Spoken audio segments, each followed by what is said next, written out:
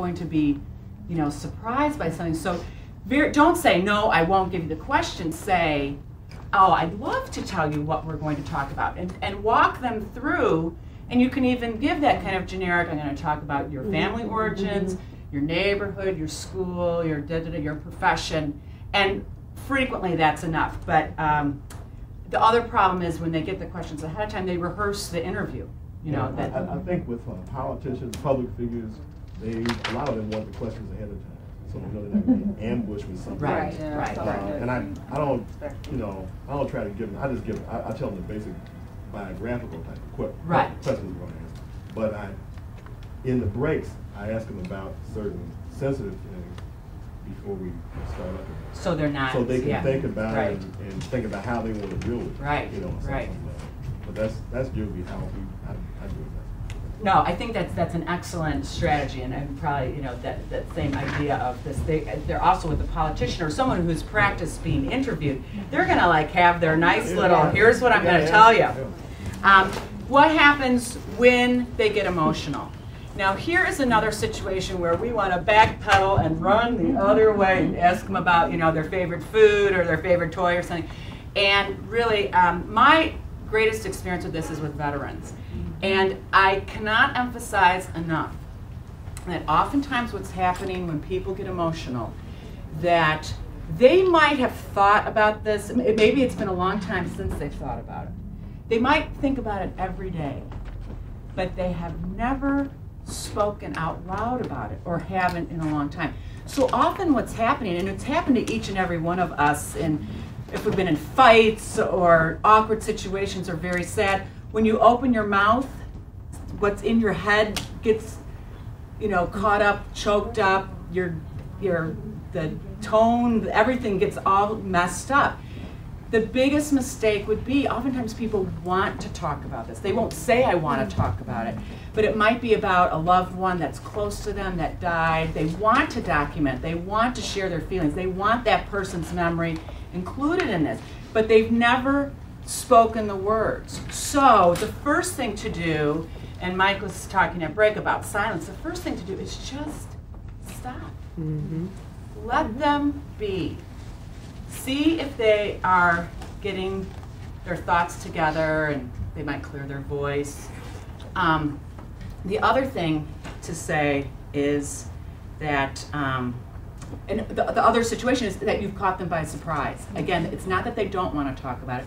And they often will tell you, you know, and it's usually not, I don't want to talk about that. They usually get emotional, they try to collect themselves, and then they say, they might say, can you turn off the tape? Or they might say, you know what, I just can't talk about this. I still would not let it go there. Now, you never, ever want to make someone, you know, force someone to do anything. But I would then say at that moment, if they say, you know, I just can't talk about it, say, can I come back to this at a later point? Give them that one more opportunity. Because as I told you, time and time again, they would like to speak about their feelings about that person or about that event. But they haven't ever out loud articulated it, and physically they're being prevented from doing it, not intellectually. So I would leave the door open, you know, and then they might say, no, I really don't. And you have to respect that, but make sure. So the first thing is just to sit back and see if they don't collect their thoughts. And you can also offer, if they're very emotional but they haven't said, you know, I don't want to talk about it, you can offer to turn off the tape. A lot of times people say, you know, you don't want the tape turned off, but as long as the interruption is explained, I don't think in this situation there's anything wrong with that, and they can get a drink of water and come back, because they, you know, I wouldn't guess a percentage, but I would say upwards of 90% they do want to talk about that. When you say interruption is explained, the interviewer should explain on the tape? Yes, if it's a situation where, you know, the person's choking or something happens, right, the transcript in brackets you could explain on the transcript, and it should be explained on the transcript because most people don't necessarily, you know, view a whole interview. They might just be using the transcript. The transcript should explain any interruption. Yeah, what we normally do is just say, we're going to take a break right here. Right. Come back. and your interviews are so long, you really, I mean. But that's with our tape changes. I think she's talking about something. Yeah, I'm talking about when somebody's crying and don't want to continue, or they're or something that they're filled up. Because obviously, these tapes, these transcripts we look at hopefully years and generations from now, they weren't there when we were there. So we need to give them perspective on why we're stopping. Sometimes they'll say, "Can we stop?" Right. And that's different than saying, "I don't want to talk about it." Right, we interpret, be sure it's not about you and your discomfort. If they're not saying, so keep in mind, it might be the first time they've ever been asked. It's not necessarily they don't want to talk about it. Yes. So you give them the moment to turn off the tape. You explain well, why that's I would just sit back and let them. But if they're not gathering themselves, getting it back together, if it's getting worse, they're getting more emotional. Then I might take control and say, let's stop the tape, take a break for a moment. Right. But I would take their direction. Sorry, go ahead. My question is then when you come back and you turn the tape back on, what is a good transition, do you think? Because you still want to try and get it one last time and you want to be gentle. Right. Well, if they haven't said to you, I don't want to talk about it, those words of not, I would say, so, as we continue, I was asking about the day that your father died. We were talking about. Or we were talking about it. Could you continue? Often, when the tape is off, we'll discuss how we're going to come back. We're going to come back and follow up on this, and we get on how we want to talk. And right.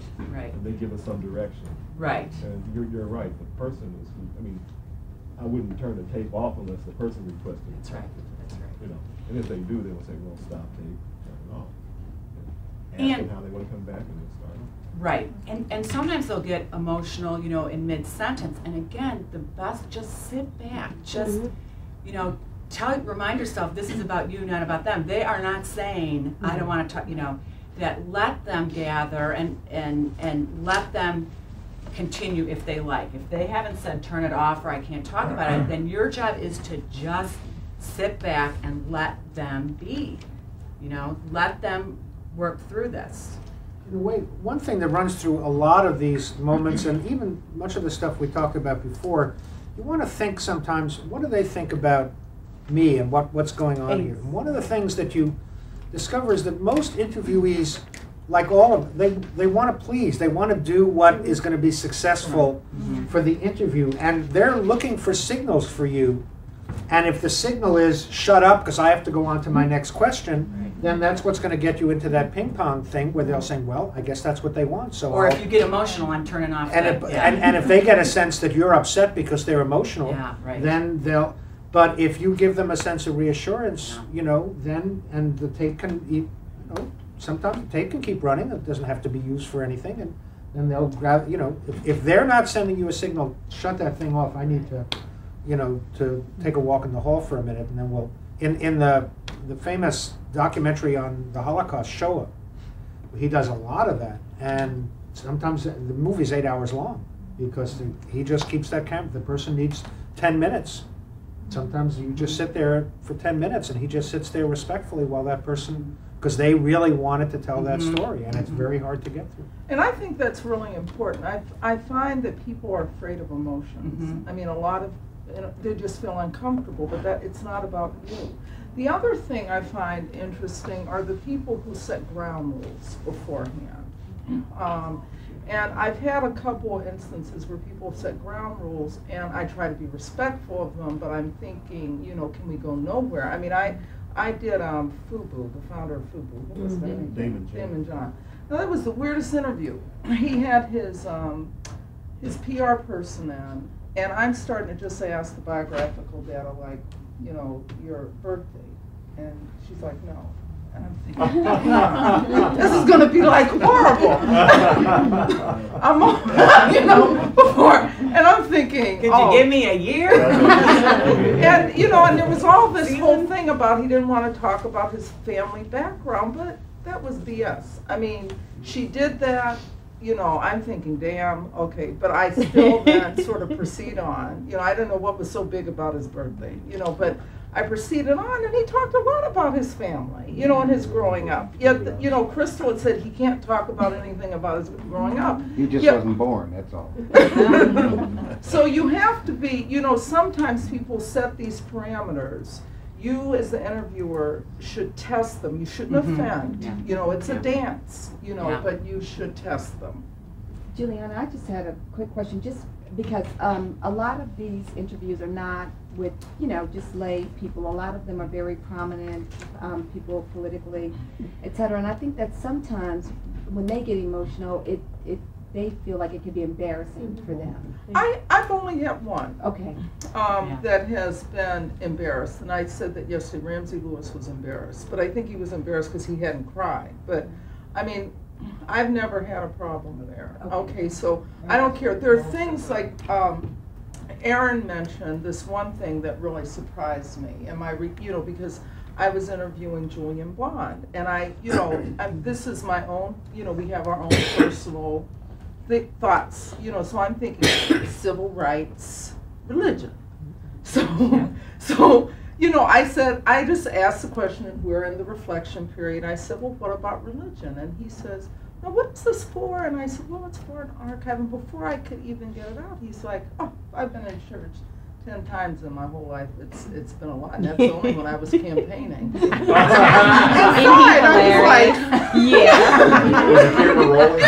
was like, right. And then I was like, and I said, oh. I put my hands in the deep and I said, I know. I said, well, you know, okay, not so much organized religion, but spiritually. And he's like, no.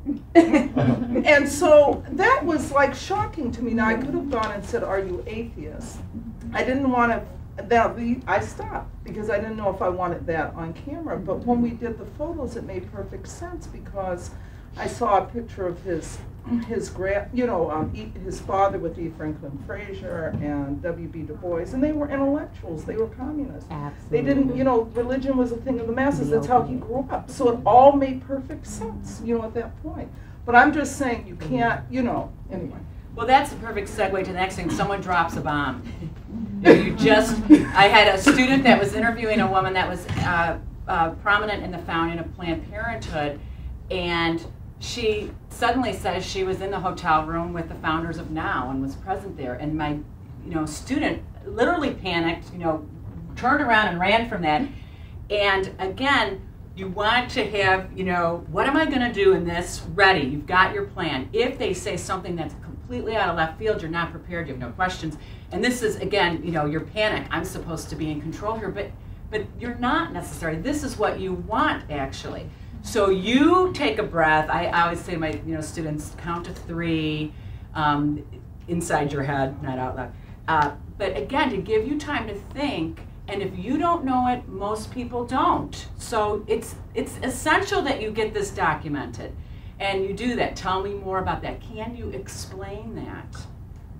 And just give yourself a little time. And then you can say, do those follow-ups. When was that? Because then you might get into the documentation mode. When was that? Where was that? Who else was there? And I think, you know, they have brought the subject up, so you don't have to feel awkward at all about pursuing it. You don't have that little nice list in front of you, but don't run away from emotion. Don't run away from surprises. Oh, I just want, what are appropriate ways to experience the dropping of the bomb? Yeah. Because, you know, I'm just sitting here and thinking all of the different ways that we're wired. And I'm saying, oh, wow, you just dropped a bomb. For me, experientially, my heart would be the first voice. So if someone is in a moment where they are, you know, I could exist in that moment with them, but I just don't know if I could sit there and if somebody's crying, not cry. Is that appropriate? No. Yeah. Well, I mean, I think they're two. Don't cry. Don't. So you have to. You're respectful. It's like, I mean, think of therapists. I mean, they do this all the time, you know, in their offices, you know, where people are, you know, going through personal moments. You've got to, but you can't, because if you react, I'm sorry, if you react, then that may make them feel, you know, it's not a good thing. And you can't be so empathetic that, you know, you're like, ooh, I understand. The same thing happened to me. Right. Sorry. Okay. At the same time, you really can't sit there stone faced. They have to be no, but that's where you Where's know the you fine can line? that's no, but that's also the head nodding or just being there, you know, and it's happened, you know, where people cry. I remember the first time it happened to me, I thought, boy, because it was all men. I'm thinking, God, they must be getting sensitive. Or I'm like Bob Willis. I was thinking, then we moved to having tissues automatically in an interview. You know, so. Do you remember Gardner Taylor cried? That was my first interview in New York. Right. And he cried when I mentioned his wife. Right.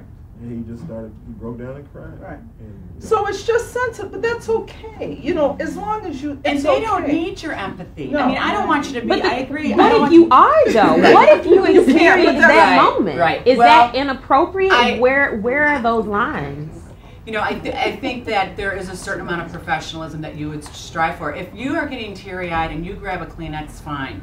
But again, the point is, remember, keeping in mind the best possible atmosphere to let them tell their story. If you break down or you get emotional, then it's about you too. And you really want, I mean, I don't want you, I'm not saying you want to be robotic. Right. But this is about them. And they really aren't looking for you. I mean, it's something they are experiencing. You've maybe prompted it with your question, but your involvement in it ends there. Do you understand what I'm saying? I don't know if I'm articulating it enough. Right. But they aren't really looking for you to come over and you know, this is something, that's why I say that, and Mike has mentioned this, that for you at that moment when they're emotional, change the subject and say, now tell me about the sports teams you're on. That shuts them down. That tells them, the message to them is, I don't care, I don't want you to get emotional, I don't want to go there, I'm going someplace else. Where if you just respectfully give them the moment to work through it or to tell you what they want to do, that it keeps it about them. I just wonder, because I put myself on the other side of the camera. 50 years from now, if I were the interviewee rather than the interviewer, what would my expectations be? And I say in my mind, it may be a little pathological, but you're not talking to me unless I can talk to you too. That would be my position. No, but you can't. But see, then that's about you. Right. No, I'm saying in the exchange. We're 50 years from now, and I'm being interviewed by Juliana. You're not thinking Juliana about her. could not interview Jodi without me understanding a little bit about Juliana, because I'd have distance. I'd be like, well, who are you? What are you going to do with this information? Why are you asking these questions? But see, that's the whole thing. No. It doesn't, No. there are no interfaces like that? And that has not been my experience at all. Okay. Once there's a point at the interview, I find that it turns. And if the interview is successful. Well, Got you. I mean, people do have those concerns, and it's Well, no, got to come out in a relationship between you and the person. Yeah, but that's not just in an emotional situation. The concerns you have, I think, are about the interview and the process. That doesn't pop up when you get emotional. That's something you have that you want. In a way, it's probably, I think, important. This is just the kind of moment you're talking about emotionally is just a point on a spectrum. Somebody used the term about gifts before. They're giving you a lot of personal stuff. And what they want is to feel that you're receiving that respectfully. Right. So that, in a way, if you could be great in the crying moment, but if all the other stories they told you about their mother, you're sitting there like that, like saying, yeah, who cares about your mother, you know? So I mean, if you've established a mode where you are really receiving their stories respectfully, then you probably will be able to maintain that emotional connection even when it gets into dicer. It may take a little more. It may take reaching out and touching their hand, which can happen often. Yeah, I've touched people. So that's appropriate. Oh, yeah. I have touched people. Okay. I have touched people. But speaking more broadly to what Jodi brought up and what we were talking about earlier, sometimes you have to be personal, not on camera, not on tape necessarily, but in establishing that rapport, making a connection. I was recounting doing oral histories in Atlanta, Auburn Avenue, and people asking me outright, where who do are you your live? people? Exactly. You can't move in the South without establishing who you are. You cannot. You have to make those I connections. was Not always allowed to be totally distant. Take the opportunity in those breaks before you interview them and during those take breaks. I'm always talking to the person, and I tell them about myself during the break. They ask me, "Have any kids?" Say, "Yeah, I've got two," and I tell them about it, and they know something about me. That's right. Where did you, how did you go to Chicago? Where were you born? Where are you from? I tell people this stuff. And, You know, Sandra knows because she said I interviewed her and her husband. We went back and forth like that. You know, I like to know, you know, who they know, and we can go, you know, then they maybe have some sense, you know, of who I am. Well, but in my mind, it's always both. They want to feel that they're talking to you and that they know who you are. They also are talking to the history makers. Yeah. You're just exactly. Conduit. I told Juliana in an earlier discussion this anecdote from really the first. I wasn't doing interviews then. I was just interviewing my grandfather, who was 97. So we figured we ought to talk to him. And so I was like totally starting from scratch. And he was an old immigrant, sort of an illiterate guy. So I went there and I figured he'd be freaked out by the tape recorder, you know, so I just wanted this to be a conversation, so I had the tape recorder in a paper bag, right? And so we're having this conversation. After about 5 minutes, he says, you know, wouldn't that work better if you had it on tape? That's right. It's like, so he's got a degree of literacy. You gotta give him credit. That's right. And he was, but I mean, it's the deeper point is that you want both. They want them to feel they're talking to you, but it's also, it is an interview. It's not just, we're not just rapping about old days in the South. We're telling stories that on some level the person is aware, you know, is going down for the record. There's different this isn't as much an issue in your project as I think you have the video and it's all set up in a certain way, but there's a debate among some people. Some people say you should just start the interview informally and sort of edge into it.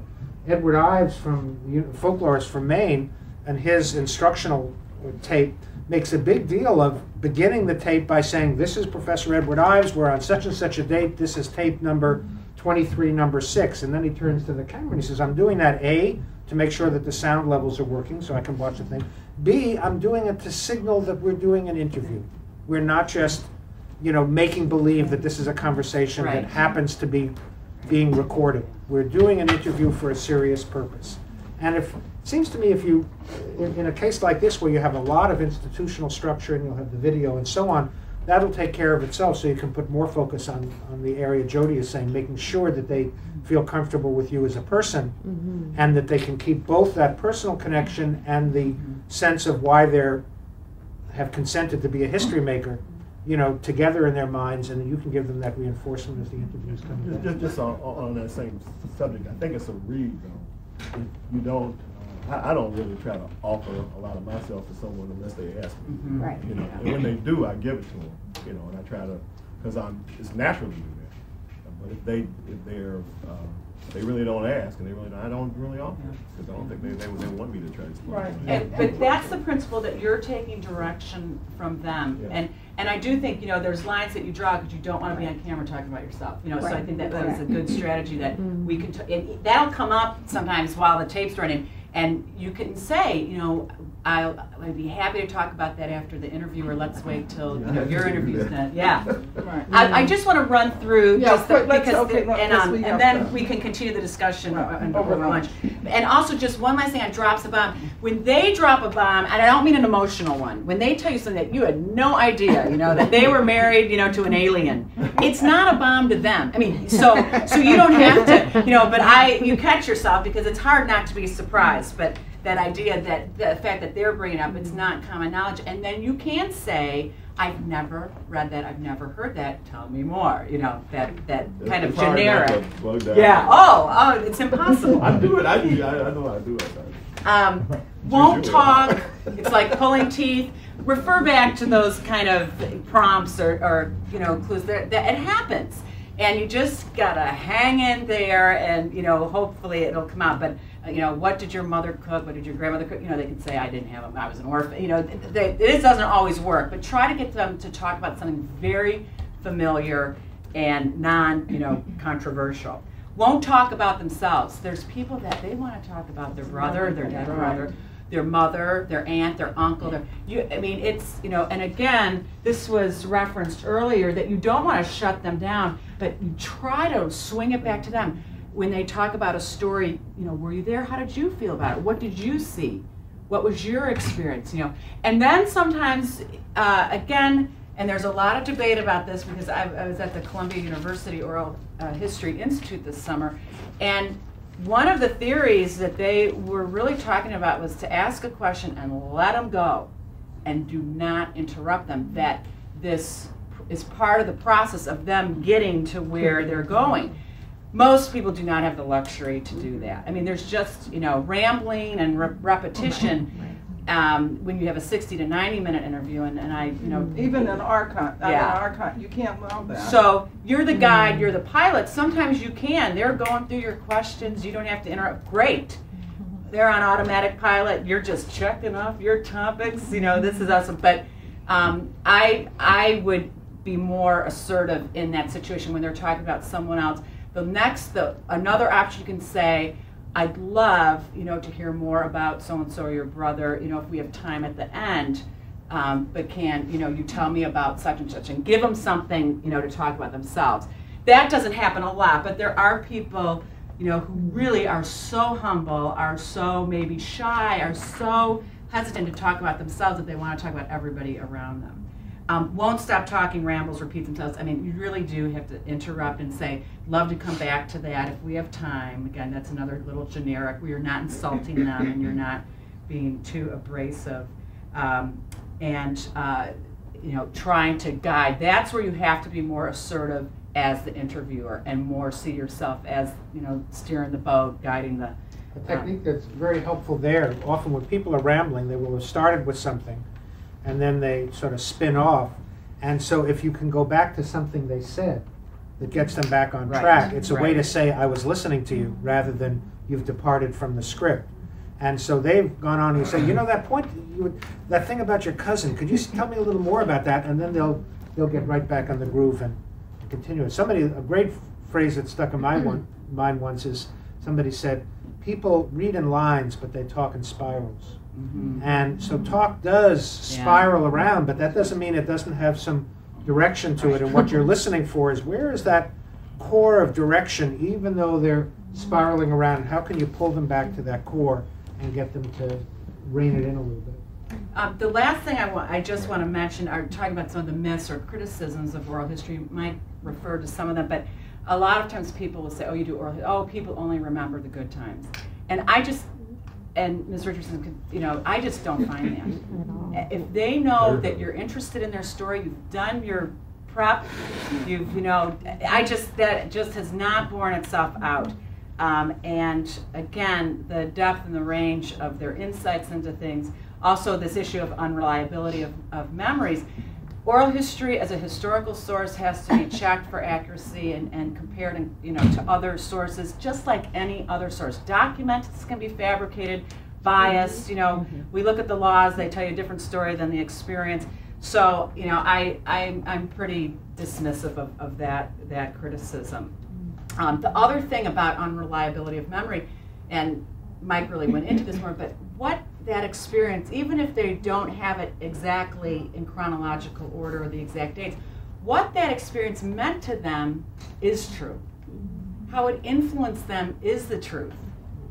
And we really can't mess with that, and that's often what we're trying to get at. What did this mean to them? How did this impact and influence them?